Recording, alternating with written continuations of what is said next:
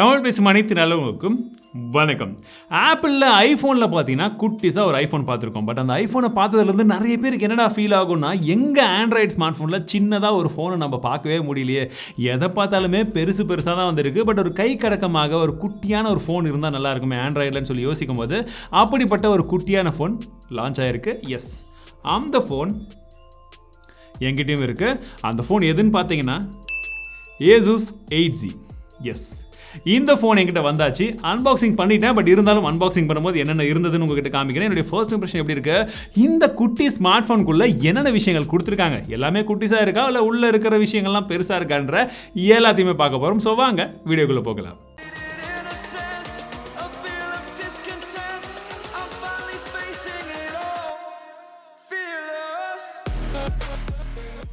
மொபைலே குட்டி மொபைல்னு சொல்லிட்டேன். அப்போ பாக்ஸ் எப்படி இருக்க போகுதுன்றதையும் பார்த்துருங்க. பாக்ஸ் இப்படி தான் இருக்குது. கொஞ்சம் வித்தியாசமான ஒரு கலர் காம்பினேஷனில் கொடுத்துருக்காங்க. Asus 8Zன்றதை மென்ஷன் பண்ணியிருக்கு. ஸோ பாக்ஸ் ஓப்பன் பண்ணால் உள்ளே என்ன இருக்குன்னு பார்த்தீங்கன்னா, ஃபஸ்ட்டு மொபைல் இருக்குது. அதுக்கு அடுத்தபடியாக ஒரு சின்ன பேக்கேஜ் இருக்குது. இந்த பேக்கேஜ்குள்ளே ஒரு TPU கேஸ் கொடுத்துருக்காங்க, புக்லெட் இருக்குது, சிம் அட்ஜஸ்ட் டூல் இருக்குது. ஆனால் முக்கியமான விஷயம் சார்ஜர் இருக்குது, கேபிளும் கொடுத்துருக்காங்க, டைப் சி கேபிள். எஸ், ஓவராலாக பாக்ஸில் இவ்வளோ தான் இருந்துச்சு. இப்போ ஸ்ட்ரைட்டாக மொபைலை பற்றி பார்க்கலாம். இதுதாங்க மொபைல். செம குட்டியாக இருக்குங்க. ஆனால் இந்த மாதிரி ஒரு ஆண்ட்ராய்ட் ஸ்மார்ட் ஃபோன் என் கையில் வரும்னு நானும் ரொம்ப நாளாக வெயிட் பண்ணிட்டு இருந்தேன். உண்மையிலேயே ஃபர்ஸ்ட் இம்ப்ரெஷனை கொஞ்சம் தள்ளி வச்சிடுறேன். பட் இப்போதைக்கு நான் சொல்ல ஒரு விஷயம் என்னன்னா, பர்சனலி எனக்கு ஒரு குட்டி ஆண்ட்ராய்ட் ஸ்மார்ட் ஃபோன் யூஸ் பண்ணணுன்றது ரொம்ப நாள் ஆசை. ஸோ அந்த ஆசை இந்த ஸ்மார்ட் ஃபோனை பிடிக்கும் போது பிடிச்ச மாதிரி ஒரு ஃபீலில் இருக்குது. இது பர்சனலாக என்னுடைய ஒரு பர்சனல் சாய்ஸ். அதை ஃபஸ்ட்டு சொல்லிடுறேன், ஓகேங்களா? இப்போ மொபைலை பூட்டப் பண்ணுற at the same time physical ஓரியை பார்த்தலாம். வலது பக்கமாக பவர் பட்டன் கொடுத்துருக்காங்க. ஒரு ப்ளூ கலர் ஷேடும் இருக்குது. பார்க்குறதுக்கு கொஞ்சம் வித்தியாசமாக நல்லா இருக்கு. மேல வால்யூம் ராக்கர் கீ கொடுத்திருக்காங்க. டாப் சைடுல பாக்கும்போது 3.5mm ஜாக் இருக்கு. செகண்டரி நாய்ஸ் கேன்சலேஷன் மைக் கொடுத்திருக்காங்க. இடது பக்கமாக எதுவுமே கிடையாது. கீழ் பகுதியில் நமக்கு சிம் ஸ்லாட்ஸ் கொடுத்திருக்காங்க. Primary microphone, type C port and speaker இருக்கு. என்ன ஒரு விஷயம்னா, இவ்வளோ குட்டி ஃபோன்ல இவங்களால 3.5mm ஜாக்கை கொடுக்க முடியும்னா ஏன் மற்ற கம்பெனிஸ் எல்லாம் தர்றதில்ல? TWS இயர்ஃபோன்ஸை விற்கிறதுக்கு வேற என்ன வழி? அதுதான், அதே தான். ஸோ இப்போ டிஸ்பிளேவை பார்க்கும்போது இதில் 5.9 இன்ச்சுக்கான ஃபுல் HD ப்ளஸ் ரெசல்யூஷன் நமக்கு 120 ஹெர்ட்ஸ்க்கான E4 AMOLED டிஸ்பிளே கொடுத்துருக்காங்க. 240 ஹெர்ட்ஸ்க்கான டச் சாம்பிளிங்கும் இருக்குன்னு சொல்லிட்டு இருக்காங்க. 800 நிட்ஸ்க்கான பிரைட்னஸ் இருக்கு. பீக் பிரைட்னஸ் அப்படின்னு பார்க்கும்போது 1100 நிட்ஸ் வரைக்கும் இருக்குன்றத போல சொல்றாங்க. HDR10+க்கான சப்போர்ட் கொடுத்துருக்காங்க. கார்லிங் கோரில்லா கிளாஸ், விக்டஸ் இதெல்லாம் இருக்கு அப்படின்றத போல சொல்றாங்க.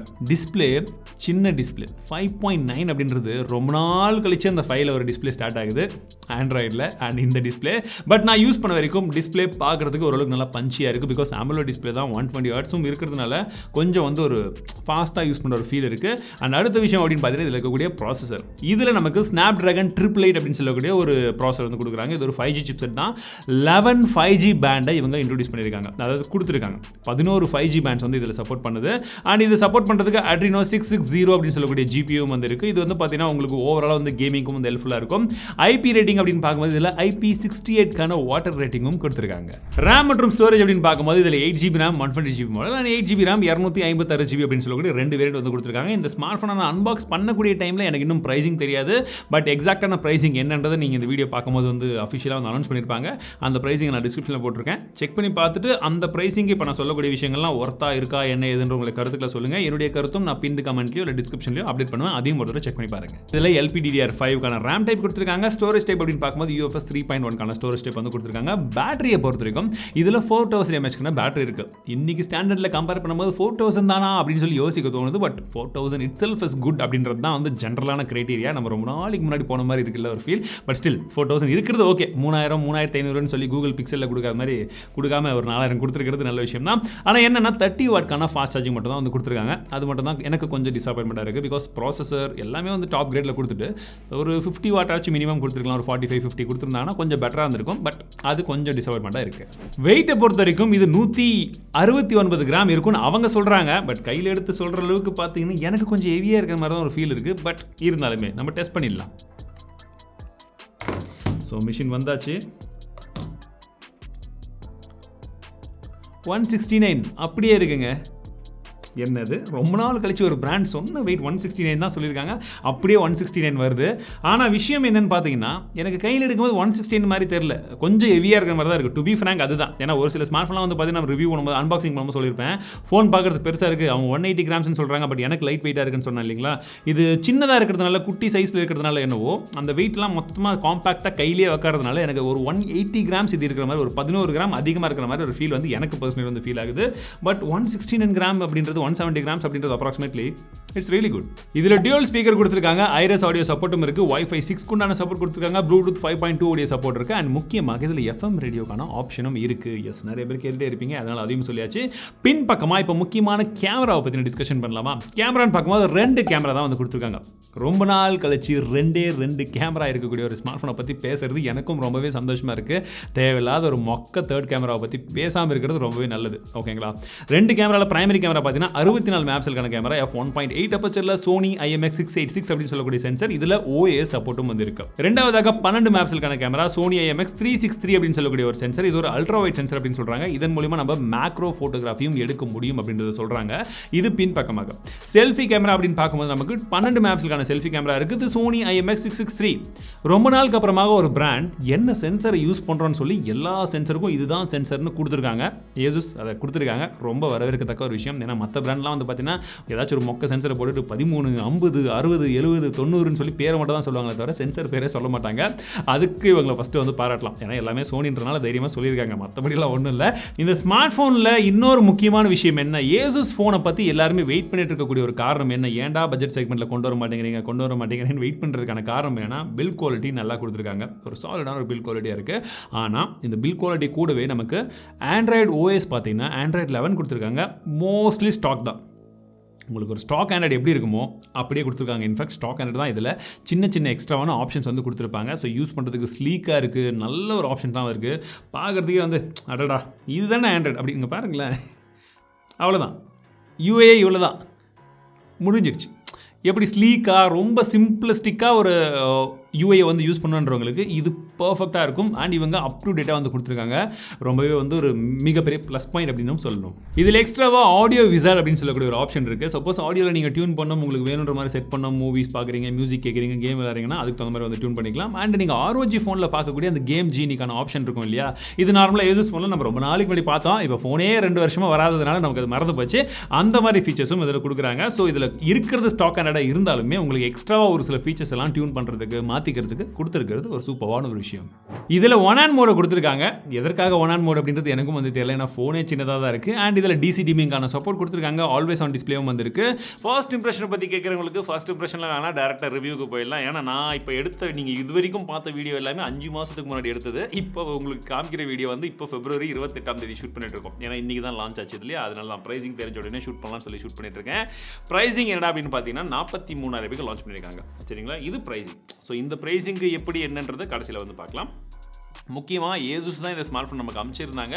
பட் அப்படி இருந்தாலுமே இதில் இருக்கக்கூடிய ப்ரோஸ் கான்ஸ் வழக்கம் போல் எல்லாத்துக்குமே எப்படி சொல்லுவோமோ அதே மாதிரி சொல்லலாம். சரிங்களா, ஒரு சில பேர் மாதிரிலாம் போய் சொல்ல மாட்டேன், எக்ஸாக்ட்லி என்ன இருக்கோ அப்படியே சொல்லிடுறேன். ஃபஸ்ட்டு விஷயம், இந்த ஸ்மார்ட் ஃபோனில் பிடிச்ச விஷயம் அப்படின்னு பார்த்தீங்கன்னா ஃபார்ம் ஃபேக்டர் சூப்பராக இருந்துச்சுங்க. ரொம்ப குட்டியான ஒரு ஃபோன். இந்த மாதிரி ஸ்மார்ட் ஃபோன் நிறைய பேர் யூஸ் பண்ணணும்னு ஆசை, எனக்கும் பர்சனலி அந்த ஆசை இருந்தது. நம்மள ரெகுலராக ஃபாலோ பண்ணுறவங்களுக்கு தெரியும், நல்லா இருந்துச்சு. உண்மையிலே சொல்ல போனால் அந்த விஷயங்கள் இருந்தது. IP68 ரேட்டிங் கொடுத்துருந்தாங்க, இருக்கிறதுலே அந்த டைமில் வந்து பெஸ்ட் ப்ராசர் அதுவும் வந்து கொடுத்துருந்தாங்க. பெர்ஃபார்மன்ஸ் லெவலையும் நல்லா இருந்தது. அண்ட் உங்களுக்கு வந்து பார்த்தீங்கன்னா டிஸ்பிளேவும் வந்து பார்த்தீங்கன்னா உங்களுக்கு நல்ல ஒரு என்ன சொல்கிறது, குட்டியாக இருந்தாலுமே பார்க்குறதுக்கு நல்லா கலர்ஃபுல்லாக இருந்துச்சு. நல்ல வந்து ஸ்மூத் எக்ஸ்பீரியன்ஸ் கொடுக்கக்கூடிய ஒரு டிஸ்பிளேவாக தான் இருந்தது. அண்ட் நான் ஒரு சில விஷயங்களை மறந்துன்னு எடுத்து வச்சுருக்கேன். அண்ட் லைட் வெயிட் 169 கிராம் மட்டும்தான் அதோடைய வெயிட்டும் வந்து இருந்தது.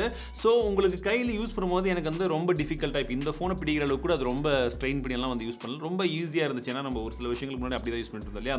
ஸோ அந்த விஷயங்கள் எல்லாமே அது சக்ஸஸ்ஃபுல்லாக இருந்துச்சு அப்படின்னு சொல்லலாம். ஸோ ஒரு சின்ன ஃபோன், நல்ல டிஸ்பிளே, நல்ல பர்ஃபார்மன்ஸ், நல்ல பில் குவாலிட்டி, டிஸ்பிளே நல்லா இருந்தது. ஸோ இந்த மாதிரி நிறைய விஷயங்கள் இருந்தது. ஆனால் ஒரு சில நெகட்டிவ் பாயிண்ட்ஸும் இருந்தது. அது என்னன்னு சொல்கிறேன். ஃபஸ்ட்டு, இப்போ இந்த மொபைலை லான்ச் பண்ணது ரொம்ப லேட்டாக லான்ச் பண்ணியிருக்காங்க அப்படின்றது ஒரு மிகப்பெரிய காரணம் நான் பார்க்குறேன். இரண்டாவது விஷயம் அப்படின்னு பார்த்தீங்கன்னா ஹீட்டிங். இந்த மொபைலில் நாங்கள் லைட்டாக தான் கேம் விளையாடணும். ஸோ அதனால் ரொம்ப ஹீட்டிங் வந்து நாங்கள் வந்து நோட்டீஸ் பண்ணல. ஒரு சில இடங்களில் ஹீட்டிங் இருந்துச்சு. ஆனால் ஹீட்டிங்கை எங்கே நாங்கள் அதிகமாக நோட்டீஸ் பண்ணோம்னா சார்ஜ் பண்ணும்போது. அவங்க கொடுத்த அஃபிஷியல் சார்ஜரில் போட்டாலுமே ஹீட் ஆச்சு, எங்ககிட்ட இருக்கக்கூடிய வேறு சார்ஜரில் போட்டாலுமே ஹீட் ஆச்சு. கேமராவை ரொம்ப இன்டென்சிவாக யூஸ் பண்ணிங்கன்னா ஹீட் ஆகும். பட் இந்த கேமராவை பொறுத்த வரைக்கும் பார்த்தீங்கன்னா ஓரளவுக்கு ஆவரேஜாக தான் இருந்தது. ஏன் ஆவரேஜ் அப்படின்னு சொல்கிறேன்னு பார்த்தீங்கன்னா, இப்போ இவங்க லான்ச் பண்ண ப்ரைஸிங் அப்படின்றது 43,000. ஸோ அந்த ப்ரைஸிங்கை கம்பேர் பண்ணிங்கன்னா கேமரா குவாலிட்டி கொஞ்சம் ஆவரேஜ் தான். நாங்கள் கொஞ்சம் ஃபஸ்ட்டெல்லாம் டெஸ்ட் பண்ணும்போது ரொம்ப டெஸ்ட் பண்ணி அதிகமாக எடுத்தோம். ஏன்னா ஒரு 30-35 வரும் அப்படின்ற அந்த கன்வீனியன்ட்டில் எடுத்தோம். அந்த கேமரா சாம்பிள்ஸும் எங்கே போச்சுன்னு தெரியல. அன்ஃபார்ச்சுனேட்லி 5 மாதத்தில் யார் பண்ண வேலை அப்படின்னு தெரியவில்லை. ஸோ இருந்தாலும் உங்களுக்கு இப்படி தான் இருந்துச்சு அப்படின்றத சொல்கிறேன். சரிங்களா? ஸோ கான்ஸில் இதுதான் ரொம்ப முக்கியமான காரணம் நான் பார்க்குறேன். ஏன்னா நான் இந்த வந்து பார்த்தீங்கன்னா ஃபஸ்ட்டு லான்ச் ஆன அந்த ஃபஸ்ட்டு அதாவது எப்போ என்கிட்ட வந்ததோ அந்த டைமில் ஒரு 2 மாதம் வந்து என் கையில் இருந்தது. மாற்றி யூஸ் பண்ணி பார்த்துருந்தோம். அந்த ஹீட்டிங்கை நான் நோட்டீஸ் பண்ணேன். இப்போது சமீபத்தில் ஏதாச்சும் ஒரு அப்டேட்டை கொடுத்தாங்களா என்ன எதுன்னு தெரியல. ஏன்னா இது லான்ச் ஆகுதுன்னு சொல்லும் போது நாங்களும் உட்காந்து ஆஃபீஸ் ஃபுல்லாக தேடி பார்த்தோம். கடைசியில் தான் தெரிஞ்சது ஃபோன் ஏற்கனவே ரிட்டர்ன் போயிடுச்சுன்னு சொல்லிட்டு. ஸோ இப்போ இது ஹீட்டிங் ஃபிக்ஸ் ஆச்சா என்னன்றது எனக்கு தெரியல. நான் டெஸ்ட் பண்ணி என்கிட்ட இருந்த வரைக்கும் பார்த்தீங்கன்னா அதில் ஹீட்டிங் அப்படின்ற ஒரு இஷ்யூ இருந்தது.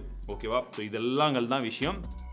இந்த ஃபோனை யாரெல்லாம் கன்சிடர் பண்ணலாம் அப்படின்னு பார்த்தீங்கன்னா, எனக்கு பியூர் ஆண்ட்ராய்டு எக்ஸ்பீரியன்ஸ் வேணும், குட்டி ஸ்மார்ட் ஃபோன் வேணும் அப்படின்ற பட்சத்தில் இந்த 2 ஆப்ஷன் மட்டும்தான் எனக்கு அப்படின்ற பட்சத்தில் மட்டும் நீங்கள் கொஞ்சம் எட்டி பாருங்கள்.